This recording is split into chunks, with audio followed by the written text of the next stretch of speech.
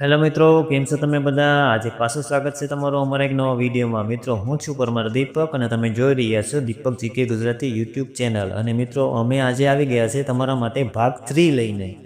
અને હા મિત્રો, જો તમે ભાગ 1 અને 2 મિસ કર્યું હોય તો અમારી ચેનલમાં અપલોડ છે, જઈને જોઈ શકો છો. અને અમારી ચેનલને લાઈક અને શેર અને સબસ્ક્રાઈબ કરવાનું ના ભૂલતા. Thank you. તો ચાલો પ્રશ્ન ચાલુ કરીએ. પ્રશ્ન નંબર 1, ગુજરાત હાઈકોર્ટ ક્યાં આવેલી છે? ઓપ્શન છે એ સુરત, બી અમદાવાદ, સી રાજકોટ, ડી વડોદરા. તો મિત્રો, આનો સાચો જવાબ છે બી અમદાવાદ. હાઈકોર્ટ ગુજરાતની અમદાવાદમાં આવેલી છે. પ્રશ્ન નંબર 2, ગુજરાતમાં પોલીસનું સૂત્ર શું છે? સોરી મિત્રો, લખવામાં મિસ્ટેક થઈ ગઈ છે. પોલીસનું સૂત્ર શું છે એ પ્રશ્ન છે. ઓપ્શન છે એ સેવા સુરક્ષા, બી સેવા પરમો ધર્મ, સી સત્યમેવ જયતે અને ડી પોલીસ ફોર્સ. તો મિત્રો, આનો સાચો જવાબ છે બી સેવા પરમો ધર્મ. ગુજરાત પોલીસનું સૂત્ર છે. પ્રશ્ન નંબર 3, જલિયાવાલા બાગ કાંડ ઘટના ક્યારે થઈ? ઓપ્શન છે એ 1947, બી 1919, સી 1920 અને ડી 1930. તો મિત્રો, આનો સાચો જવાબ છે બી 1919. 1919માં જલિયાવાલા બાગ કાંડ ઘટના થઈ હતી. પ્રશ્ન નંબર 4, રાષ્ટ્રીય ધ્વજમાં સફેદ રંગ શેનો પ્રતિનિધિત્વ કરે છે?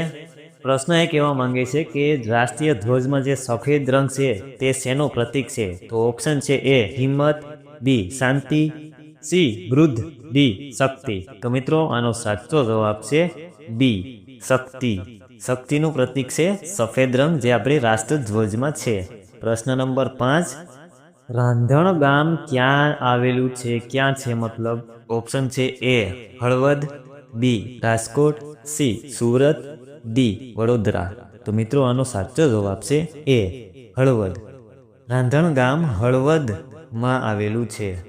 પ્રશ્ન નંબર 6, આશ્રમ રોડ કયા શહેરમાં છે? ઓપ્શન છે એ રાજકોટ, બી અમદાવાદ, સી જવાહર, ડી વડોદરા. તો મિત્રો, આનો સાચો જવાબ છે બી અમદાવાદ.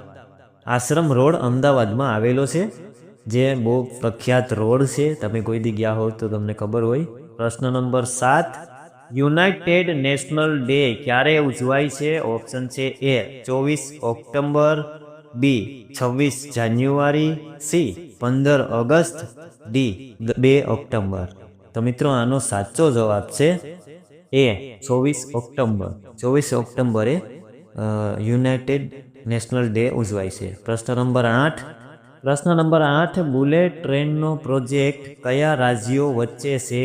ઓપ્શન છે એ ગુજરાત મહારાષ્ટ્ર, બી પંજાબ હરિયાણા, સી ઉત્તર પ્રદેશ બિહાર, ડી ગુજરાત રાજસ્થાન. તો મિત્રો, આનો સાચો જવાબ છે એ ગુજરાત મહારાષ્ટ્ર વચ્ચે આ પ્રોજેક્ટ નોંધાયો છે. પ્રશ્ન નંબર 9, ગુજરાતમાં સૌથી વધુ તિરંગો ક્યાં બનાવાય છે?